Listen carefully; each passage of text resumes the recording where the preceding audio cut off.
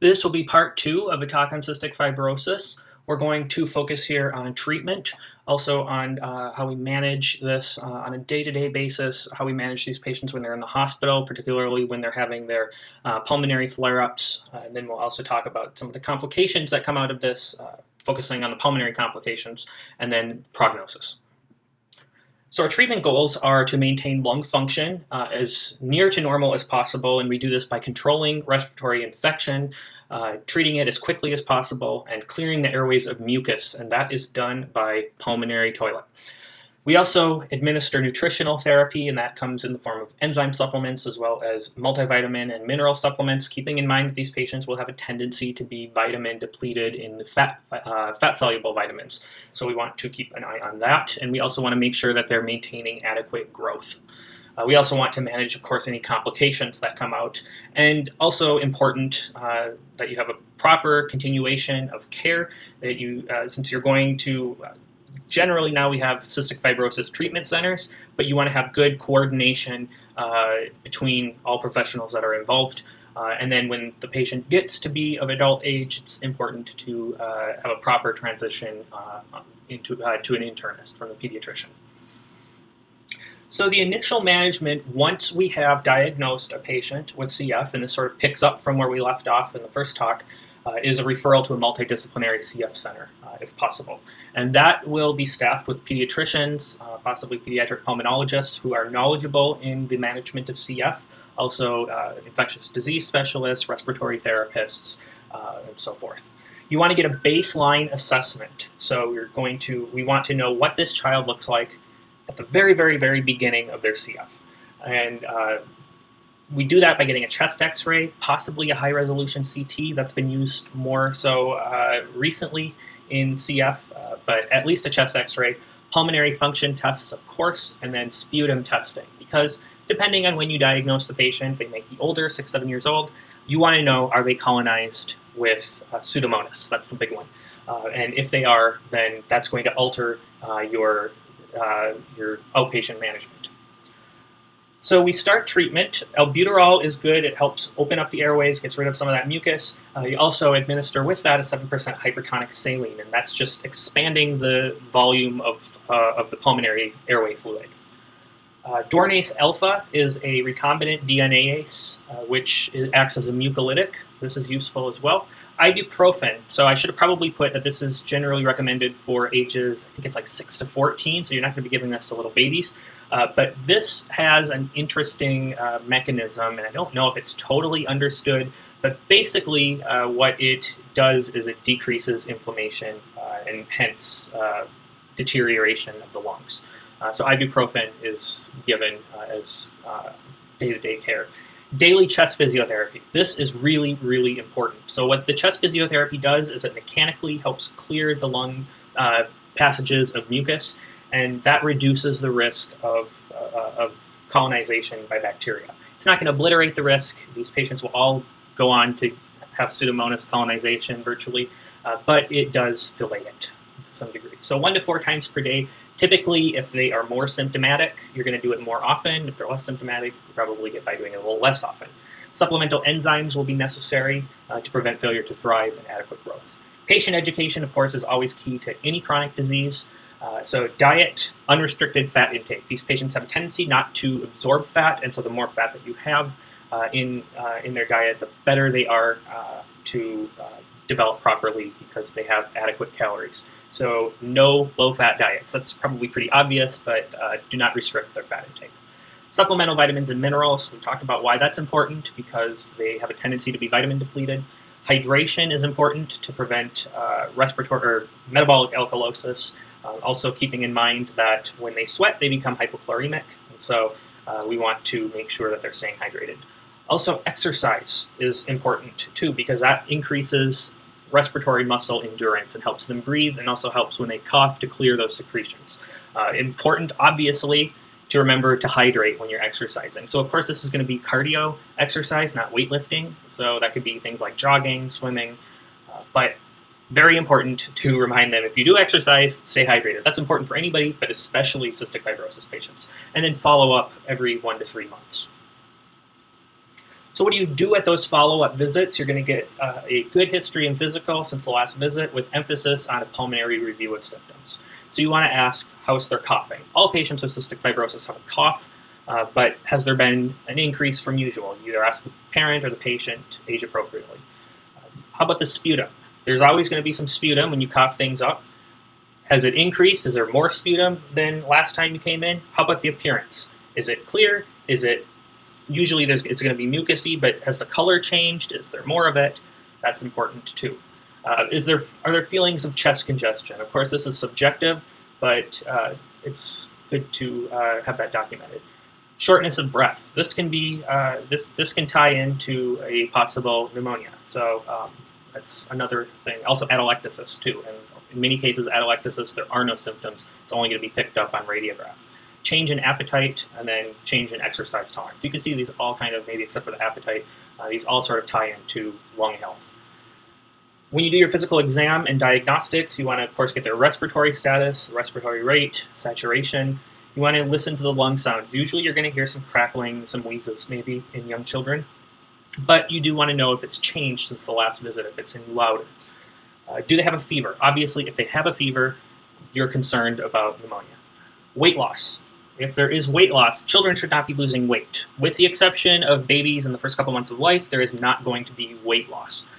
So if you have a child who's lost weight, immediate red flag, you're thinking about malnutrition, and so you're going to need to intervene. Along the same lines, growth and development review, plot them on the growth chart, let's see where they're at.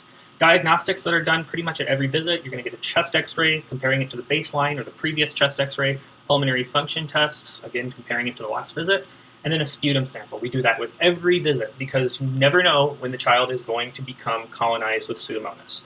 So you want to get that sample. If they are positive for Pseudomonas, we start antibiotics, and typically that's going to be a daily antibiotic for the rest of their life in many cases. So this is what a pulmonary radiograph looks like with cystic fibrosis. This is an older patient, but what you can see is mucus, congestion, especially along the perihilar regions. There is a tendency for bronchiectasis, atelectasis, so your pulmonary changes. They have a predilection for the perihilar regions as well as the apical regions of the lower lobe, and then the apices of the lungs and upper lobe. So up here, along here, and down here. So you can kind of see that there's a little bit here, some along here. Upper lung lobes look pretty clear though. So again, you see some perihilar bronchiectasis. You also in this patient see what appears to be hyperinflation. So I'm not sure of the age of this patient. Let's say they're 13. So in a child, more than 9 ribs means hyperinflation. In an adult, it's 11. So 1, 2, 3, 4, 5, 6, 7, 8, 9, 10. Yeah, this is definitely hyperinflation. So this is much more severe, obviously. And again, this is hyperinflated too. A lot of times you can tell hyperinflation just by how deep these angles go. Okay, so I'm not going to beat this dead horse anymore. So outpatient management. Oral antibiotics are indicated for patients with respiratory tract symptoms and then identification of a pathogenic organism on sputum culture, or patients who have Pseudomonas, even if they don't have symptoms. So you have a child that has what might look like pneumonia or maybe something mild, you can treat them outpatient if it's mild enough. If it's severe and they don't respond to PO antibiotics, or you have any other reason to hospitalize them, then you'll do IV antibiotics. So PO antibiotics are indicated for 2 classes of patients: respiratory tract symptoms and identification of pathogenic organism. Of course, you can, if they just have respiratory tract symptoms, you can treat them empirically. And then also patients who have Pseudomonas. If they have Pseudomonas, you're always treating them. So empirically, you can give azithromycin or erythromycin, similarly to how you might approach other patients with pneumonia in some cases. Not exactly, but azithromycin is given in some cases of pneumonia, particularly the walking pneumonias.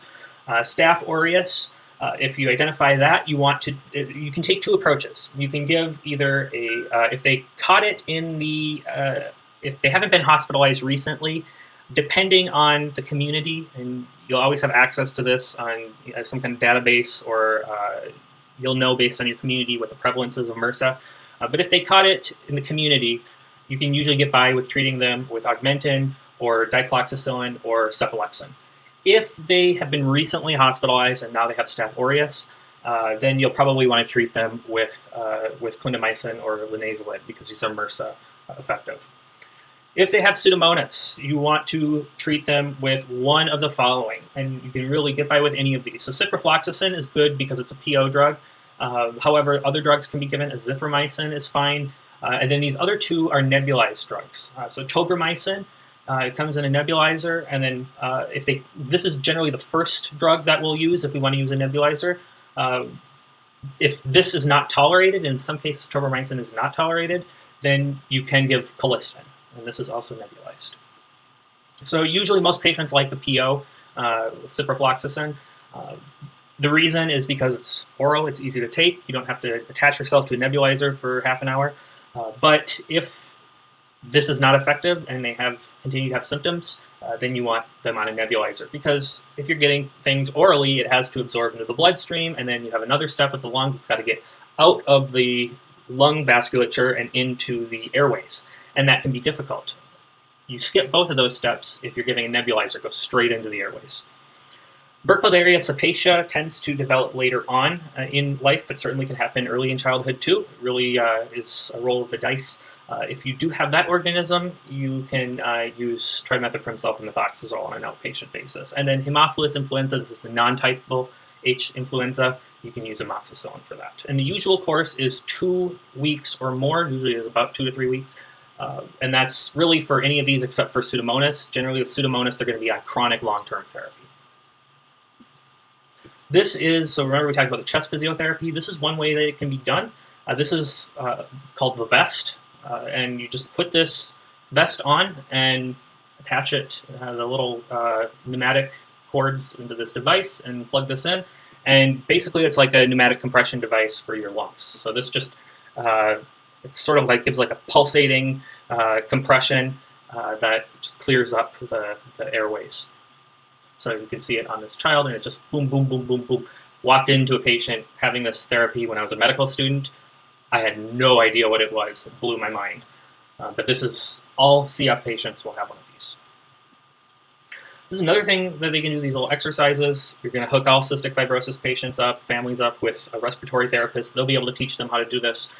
This is postural drainage, so it makes sense just physically. You're going to have them inverted so that you can drain the mucus out. And you can either have the patient or preferably a caretaker take like a cupped hand and push, sort of almost like slapping them gently but forcefully on the lungs, and that pushes some of the mucus out. Like I said, respiratory therapists, they're very useful. So they go to school to teach patients how to do this, so rely on them. But postural drainage is something that's very useful in adjunct with some kind of pneumatic device too. Now, what if they're inpatient? So inpatient therapy is indicated for patients with unrelenting symptoms despite oral antibiotics. Usually when we need to give IV antibiotics, we hospitalize the patient. However, there are some home care situations where you can give IV antibiotics at home. Don't worry about that for now.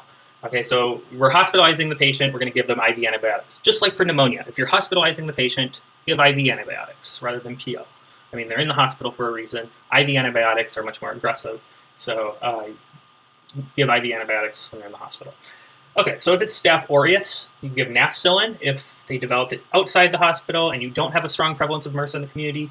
Otherwise, if you're concerned in the least about MRSA, you can use vancomycin. Pseudomonas, you have a lot of choices for treating Pseudomonas. So there's no one right answer. There's a tendency to prefer tobramycin. Ticarcillin is used a lot. Meropenem is used a lot because it also is effective against Burkholderia if they also are colonized with that. But in general, the rule is that you're going to want to combine two classes of drugs, and that just helps with issues with with the bacteria developing resistance. So this list of drugs here you can use to help you remember here. So you want to use probably an aminoglycoside along with a beta-lactam. So all of these combination drugs, ticracillin, piperacillin, these are all beta-lactam antibiotics, and then tobramycin. That's a aminoglycoside. So if you are giving these patients IV aminoglycosides, you want to make sure that you're monitoring the peak and trough levels. And so typically in the hospitals in the US here, we enlist the help of a clinical, what do we call them? Clinical pharmacologist. I have a friend who's a pharmacologist, so I should remember that. Just blanked out there. Okay, so basically we'll go back here. When you're treating IV for Staph aureus, use nafcillin. If you're not suspecting MRSA, vancomycin if you're worried about MRSA. Pseudomonas, you'll use a beta-lactam antibiotic plus aminoglycoside. Burkholderia, I would use Mirum because Pseudomonas is covered with it too, but you can also use chloramphenicol. If there's no response to IV treatment, then you should consider some other things. So possibly heart failure. If you have heart failure, you're going to get buildup in the lungs, get pulmonary edema. That can lead to these pulmonary symptoms. Reactive airways. It's another possibility. Cystic fibrosis patients tend to have reactive airways to begin with, and so that's possible too. Viral infection, so just like anybody else, cystic fibrosis patients can get an upper respiratory tract infection. And so if that's the case, you'll keep them in the hospital, but it will remit on its own. Colonization with Aspergillus. So Aspergillus fumigatus is a mold that can develop in these patients. It's really a opportunistic pathogen, but this is not uncommon. This is what we call ABPA, allergic bronchopulmonary aspergillosis. We'll talk about that in a little bit. And then the possibility that they may be infected by a non-TB mycobacteria. So in this case, you would just get a sputum sample, do an acid fast stain, and there's a few different mycobacteria that can be implicated here. So pulmonary complications, atelectasis. Typically, you're going to diagnose atelectasis. There might be a change in status, but in a lot of cases, it's asymptomatic and you only note it on chest x-ray. So if you do note increased atelectasis from the previous chest x-ray, you'll give the patient IV antibiotics and then increase their chest physiotherapy. If there's no improvement after 5 to 7 days, you can consider referring them over to surgery for a bronchoscopy. Hemoptysis, so this tends to happen a little bit later on in life because hemoptysis requires some degree of parenchymal damage, and cystic fibrosis early on generally spares the parenchyma, but later on you get chronic inflammation, you get breakdown of the parenchyma, and so of course you have to get to the vessels in order to have hemoptysis. So a small volume hemoptysis, basically we just reassure them and then step up their antibiotics. Usually they're going to be in the hospital because they'll need IV antibiotics, and then increase the chest physiotherapy. If it worsens, if they're not already in the hospital, you can admit them. Otherwise, just keep an eye on them. Massive hemoptysis is a much more different situation. So in this case, you're going to discontinue chest physiotherapy. Why? That should be pretty self-explanatory. If they've got what might be a busted vessel, you don't want to be punching them in the chest. You'll admit them to the ICU because you're not really sure where this bleed is or what might happen. Makes sense. Somebody coughing up a quarter liter of blood, you probably want them monitored a little bit more intensively. You want to get a PT level. Remember, one of the complications of CF, low vitamin K. And so if you have low vitamin K, you wind up getting hypoprothrombemia, and you can get a elevated PT. And so if they have an elevated PT, you will administer intramuscular vitamin K. Don't do that empirically, only if the PT is elevated. You also want to get a CBC, just look for low platelets. In some cases, you can have, if there's a septic condition, you can get low platelets, but you'll want to have CBC as well. A big warning, ticracillin, salicylates, of course, NSAIDs, which we often give to cystic fibrosis patients to reduce inflammation, may aggravate the bleeding. You can reinstate chest physiotherapy after 24 to 48 hours after the last episode, so they have to be non-hemoptytic, for lack of a better word, for 24 to 48 hours. Then you can start the chest physiotherapy again. We really want to get that chest physiotherapy started as quickly as possible because in the case that this is cured, then we want to we don't want them to be subject to infection. And then if for some reason, after a few days, this hasn't gone away and they continue to have hemoptysis, you can do bronchial artery embolization, or have the surgeon do bronchial artery embolization, preferably, or a interventional radiologist, whoever at your facility does it. Pneumothorax. Now, this is a possibility because, again, later on in the course of cystic fibrosis, you get parenchymal changes. You can also get rupture of various portions of the airway as they are chronically inflamed and become weakened. So, of course, for a pneumothorax, you're going to place a chest tube and then also step up their antibiotics. You can remove the chest tube, usually about day 2 or 3, but really as soon as possible. If the pneumothorax persists after a few days, then you can consider setting them up for surgery for a thoracotomy or a video-assisted procedure. We talked about allergic bronchopulmonary aspergillosis. This tends to manifest as wheezing, increased cough, shortness of breath, hyperinflation, rust-colored sputum. Remember that one. And then new focal nodules on chest x-ray. Typically, we don't have to treat this, but in some cases we will. So you want to get a sputum for aspergillus. What you'll find is, of course, Aspergillus fumigatus, and then also eosinophils. That's a common response to fungus. You can also get serum, and this would be in addition to sputum testing. You can get serum anti-A fumigatus antibodies. The treatment is oral corticosteroids. That's a pretty common way to treat this. But in some cases, you may need to add on an actual antibiotic. So you can use antifungals. Typically, itraconazole is the go-to drug. However, if they've been treated with itraconazole in the past for whatever reason, you want to use a different drug. And typically, that drug is going to be amphotericin B. In the case that you have a non-TB mycobacterial infection, of course, how do we diagnose this? You get a sputum stain, acid fast, and you'll identify the organism. The most common organisms that are among these non-TB mycobacterial organisms are Mycobacterium avium complex, which you commonly hear about in AIDS patients. Also, Mycobacterium abscessus is very common as well. It's in the dirt, it's in the water. It's a somewhat common cause of folliculitis. And then another one is Mycobacterium kansasi. That's not seen so much. Consider this with pneumonia or fever, lung issues, and they're unresponsive to conventional antibiotic treatment. And of course, the diagnosis is acid fast stain from the sputum smear. The treatment is prolonged. You don't need to remember how to treat this. This isn't so important. You should be aware, though, that this does require, in many cases, multiple agents, usually involving clarithromycin.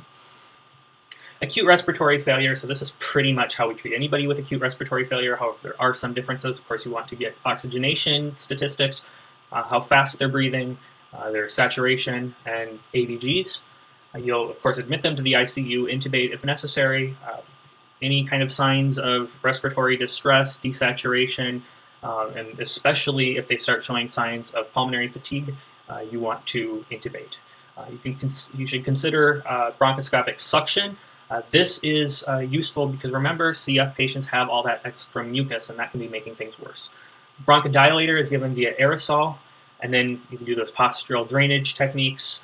You want to start them on an IV antibiotic regimen because it's presumed that if there's a sudden respiratory failure, there's probably an issue with inflammation somewhere, an active infection. And then you'll repeat the ABGs, and if you suspect right heart failure, which is always a possibility because of the long-term lung issues, you do get a proliferation of lung vasculature that can lead to a right heart failure.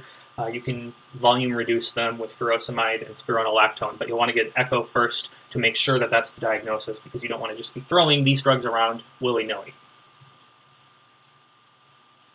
All right, so the prognosis for these patients, most children with CF stay in good health until they reach adulthood, at which point they tend to start to go downhill a little bit. They're generally able to take part in most activities and attend school. Most young adults with CF finish college or find jobs. This is relatively new information. In 2012, the FDA approved a drug called ivacaftor, and this is a CFTR potentiator. Now, this is not going to work in your garden variety CF, because remember that delta F508 mutation, which is the most common mutation, you don't have any CFTR. It's not even on the cell surface. So a CFTR potentiator is not going to work for most patients with CF. About 5% of CF patients have a mutation. It's called the G551D mutation. On the 551st residue, you have a mutation that causes glycine to become aspartic acid. And so in these patients with this identified mutation, which like I said is about 1 in 20 CF patients, you can add on ivacaftor. And this is FDA approved for these CF patients over the age of 2.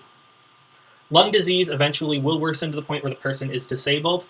Today, the average lifespan for people with CF who live to adulthood is about 37 years. So this is way better than it was even 10, 15 years ago. So this is improving with our treatments. And hopefully, now that we have ivacaftor, it's going to be even better because we now have a subset of the population, of the CF population, who have a specific drug that can really help them. But like I said, this is not going to be effective for most CF patients. Death is most commonly caused by lung complications and respiratory failure. Important information right here, this last line. Chronic Pseudomonas colonization, which ultimately is going to be the majority of patients, is a negative prognostic factor. So once you are chronically colonized with Pseudomonas, the chances of, well, let me put that a different way. At that point, you're likely to die sooner than later. So put this another way. You're 20 years old, you have Pseudomonas colonization compared to another CF patient who's 20 years old and does not have Pseudomonas colonization. The one that doesn't have colonization is much more likely to live longer than the one who does. So Pseudomonas colonization, that's why we're always looking for that, because if they are colonized with Pseudomonas, we want to treat that on a day-to-day basis. And it's not because we can necessarily eradicate the Pseudomonas, but we can decrease the amount of organisms in the lungs. And that is all I have.